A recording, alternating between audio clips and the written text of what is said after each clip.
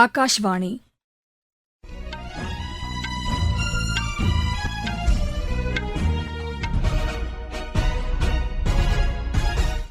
செய்திகள் வாசிப்பவர் லட்சுமி ராகவன். தலைப்புச் செய்திகள்: தேர்தல் ஆணையம் 474 கட்சிகளின் பதவியினை ரத்து செய்துள்ளது. பயங்கரவாதத்தை அதன் எல்லா நிலையிலும் எதிர்க்க வேண்டும் என்ற உலக நாடுகளுக்கு இந்தியா அழைப்பு விடுத்துள்ளது. அடுத்த கல்வியாண்டில் தமிழகத்தின் தூத்துக்குடியில் கேந்திரிய வித்யாலயா தொடங்கப்படும் என்று மத்திய கல்வி அமைச்சர் திரு தர்மேந்திர பிரதான் கூறியுள்ளார். வெளிநாடுகளில் படிப்பு, வேலைவாய்ப்பு, தொழில் செய்வோர் டிஜிட்டல் முறையில் ஆவணங்களின் அனுமதியை பெற்றுக் கொள்ளலாம் என்று வெளியுறவுத்துறை அதிகாரி திரு விஜயகுமார் தெரிவித்துள்ளார். ஆசிய கோப்பை கிரிக்கெட் போட்டியின் கடைசி லீக் ஆட்டத்தில் இந்தியா இன்று ஓமனை எதிர்கொள்கிறது. இனி விரிவான செய்திகள். தேர்தல் ஆணையம் 474 கட்சிகளின் பதிவினை ரத்து செய்துள்ளது.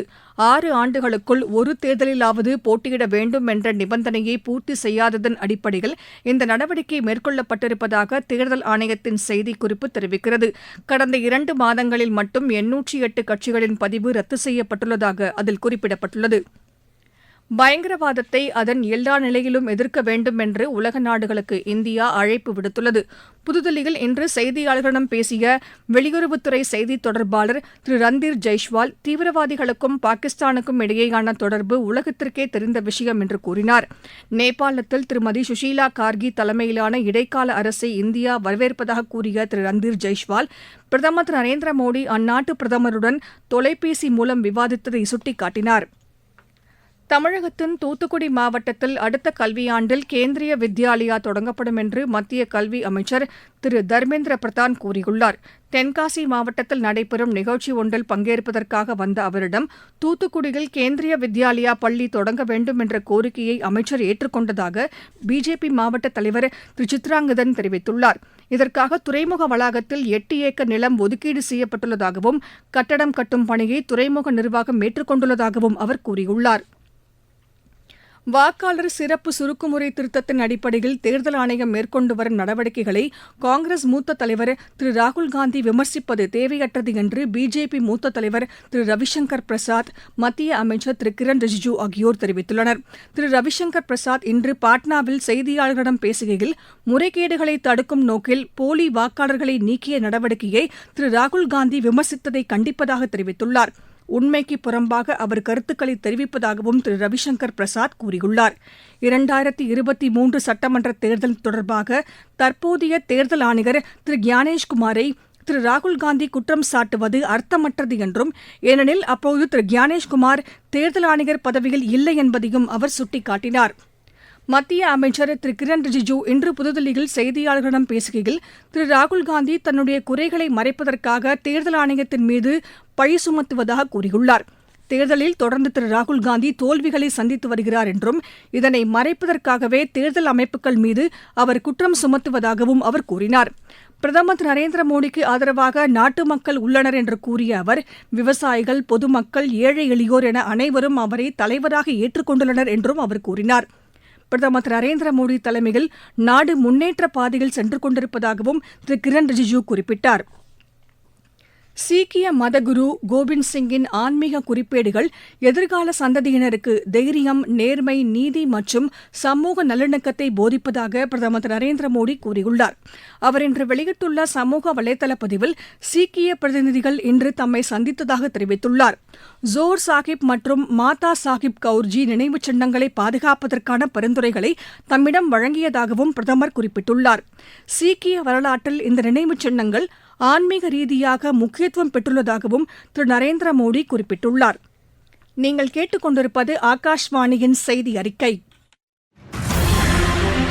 நாட்டு மக்களுக்கான வரலாற்று சிறப்புமிக்க மோடி அரசின் தீபாவளி பரிசு சரக்கு மற்றும் சேவை வரி குறைப்பு. மருத்துவம் மற்றும் ஆயுள் காப்பீட்டிற்கான வரி முழுமையாக ரத்து. 36 உயிர்காக்கும் மருந்துகள் மீதான வரியும் ரத்து. அடுத்த தலைமுறைக்கான இந்த சீர்திருத்த நடவடிக்கைகளில் மாணவர்கள் பயன்படுத்தும் ஸ்டேஷனரி பொருட்களுக்கான வரி ரத்து. வீட்டு உபயோக மின்னணு பொருட்கள் மீதான வரி குறைப்பு. பால் பொருட்கள் மற்றும் பாத்திரங்கள் மீதான வரி 12% 5% குறைப்பு. வேளாண் இயந்திரங்களுக்கான வரியும் 5% குறைப்பு. வளர்ச்சியடைந்த இந்தியாவிற்கான பயணத்தில் மோடி அரசு தொடரும் சீர்திருத்த நடவடிக்கைகள். வெளிநாடுகளில் படிப்பு, வேலைவாய்ப்பு, தொழில் போன்றவற்றுக்கு தேவைப்படும் ஆவணங்களை டிஜிட்டல் முறையில் பதிவு செய்து உரிய அனுமதியை பெறுவது எளிதாக்கப்பட்டுள்ளதாக சென்னையில் உள்ள வெளியுறவு அமைச்சகத்தின் கிளை செயலக தலைமை அலுவலர் திரு எஸ் விஜயகுமார் கூறியுள்ளார்.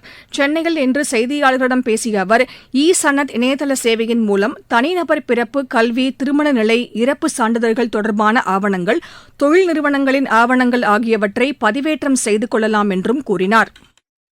இப்பொழுது கடந்த 2 வாரங்களுக்கு முன் நாங்கள் இ-சனத் அப்படின்ற போர்ட்டல் மூலமாக டாக்குமெண்ட்ஸ் அப்ளை பண்ணுறதுக்கு வழிவகை செய்யப்பட்டுள்ளது. டாக்குமெண்ட் வெரிஃபை ஆன பிறகு வெளியுறவுத்துறை அமைச்சகத்தின் கிளை அலுவலகத்தில் நாங்கள் அதை அட்டஸ்டேஷன் அல்லது அப்போஸ்டல் பண்ணி உங்களுக்கு துரிதமாக கொடுக்கக்கூடிய ஒரு சேவை தான் இது. இந்த சேவையின் மூலம் எங்களிடம் பெறப்பட்ட படிவங்கள் 7 நாட்களுக்குள் எங்களின் மூலமாக தங்களுக்கு விரைவு அஞ்சலின் மூலமாக திருப்பி அனுப்பப்படும். அட்டஸ்டேஷன் 114 நாடுகள் போஸ்டல் அண்டர் ஹேக் கன்வென்ஷன் மூலமாக பெற்றுக்கொள்கிறார்கள். இது ஒரு ஸ்டாண்டர்டான நடைமுறை. மற்ற நாடுகள் ஹேக் கன்வென்ஷனில் இல்லாத நாடுகள் அட்டஸ்டேஷன் எடுத்துக்கிறாங்க.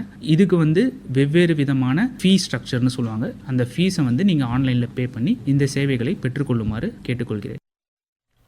நாட்டின் பாரம்பரிய மருத்துவ முறைகளை உலகிற்கு எடுத்துச் சொல்லும் வகையில் 10வது ஆயுர்வேத தினம் வரும் செவ்வாய்க்கிழமை கோவாவில் நடைபெறுகிறது. இதுகுறித்து இன்று புதுதில்லியில் செய்தியாளர்களிடம் தெரிவித்த ஆயுஷ் அமைச்சர் திரு பிரதாப் ராவ் ஜாதவ், கோவாவில் உள்ள அகில இந்திய ஆயுர்வேத கல்வி நிறுவனத்தில் வெகு விமரிசையாக நடைபெறும் இந்த விழா உலக அரங்கில் இந்திய பாரம்பரிய மருத்துவ முறைகளை உயர்த்துவது நாட்டின் ஒவ்வொரு குடிமகனுக்கும் கிடைத்துள்ள பெருமை என்று கூறியுள்ளார்.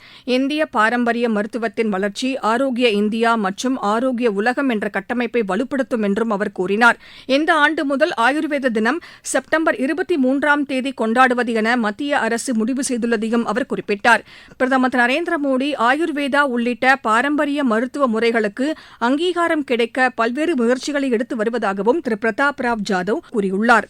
சர்வதேச விண்வெளி நிலையத்தில் வாழ்க்கை மிகவும் கடினமானதாக இருந்தது என்று இந்திய விண்வெளி வீரர் திரு சுபான்ஷு சுக்லா தெரிவித்துள்ளார். புதுதில்லியில் இன்று நிகழ்ச்சி ஒன்றில் பேசிய அவர், விண்வெளி பயணம் சவால்கள் நிறைந்ததாக இருந்தபோதிலும் உடல் ரீதியிலான பல்வேறு பிரச்சினைகளை தாம் எதிர்கொண்டதாக கூறினார். ஆசிய கோப்பை கிரிக்கெட் போட்டியின் கடைசி லீக் ஆட்டத்தில் இந்தியா இன்று ஓமனை எதிர்கொள்கிறது. அபுதாபியில் நடைபெறவுள்ள இப்போட்டி இரவு 8 மணிக்கு தொடங்க உள்ளது.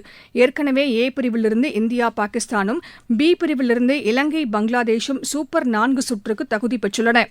சீனா பாரா பேட்மிண்டன் போட்டியில் இந்தியாவின் சுகன் கதம் அரையிறுதிக்கு முன்னேறியுள்ளார். ஆடவர் ஒற்றையர் பிரிவு காலிறுதி ஆட்டத்தில் அவர் 26-24, 21-9 என்ற செட் கணக்கில் இந்தியாவின் யோகேஷை வென்றார்.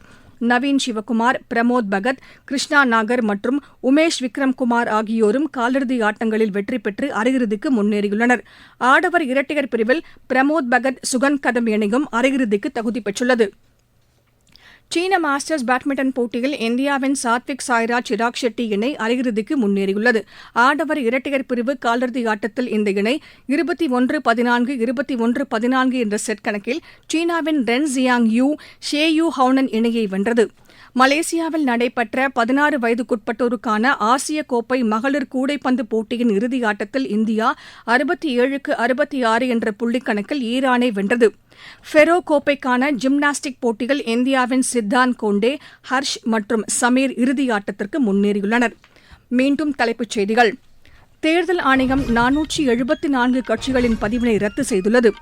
பயங்கரவாதத்தை அதன் எல்லா நிலையிலும் எதிர்க்க வேண்டும் என்று உலக நாடுகளுக்கு இந்தியா அழைப்பு விடுத்துள்ளது. அடுத்த கல்வியாண்டில் தமிழகத்தின் தூத்துக்குடியில் கேந்திரிய வித்யாலயா தொடங்கப்படும் என்று மத்திய கல்வி அமைச்சர் திரு தர்மேந்திர பிரதான் கூறியுள்ளார். வெளிநாடுகளில் படிப்பு, வேலைவாய்ப்பு, தொழில் செய்வோர் டிஜிட்டல் முறையில் ஆவணங்களின் அனுமதியை பெற்றுக் கொள்ளலாம் என்று வெளியுறவுத்துறை அதிகாரி திரு விஜயகுமார் தெரிவித்துள்ளார். ஆசிய கோப்பை கிரிக்கெட் போட்டியின் கடைசி லீக் ஆட்டத்தில் இந்தியா இன்று ஓமனை எதிர்கொள்கிறது. இத்துடன் இந்த செய்தி அறிக்கை நிறைவு பெற்றது. எமது செய்திகளை சமூக வலைதள பக்கங்களில் AAR நியூஸ் சென்னை என்ற முகவரியிலும், RNU சென்னை என்ற யூடியூப் சேனலிலும் உடனுக்குடன் அறிந்து கொள்ளலாம்.